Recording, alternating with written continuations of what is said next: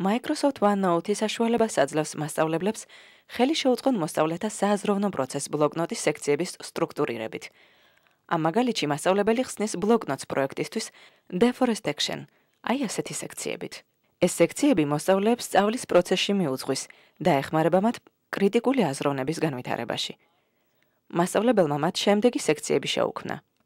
პროექტის რეზიუმე შეიცავს შეფასების რუბრიკას, მცირე ინფორმაციას პროექტზე და ვიდეოებსაც კი. კვლევის სექციაში მოსწავლეებმა საკუთარი კვლევა უნდა დაუმატონ. გამოძიების სექციაში საკუთარი გამოძიების დამატება შეუძლიათ. კოლაბორაციის სექციაში კოლაბორაციული ონლაინ მუშაობის განხორციელება ნებისმიერ დროს. მონახაზების სექციაში კი მონახაზებს განათავსებენ. და ბოლოს, საბოლოო პროექტის სექციაში საბოლოო პროდუქტს დაურთავენ.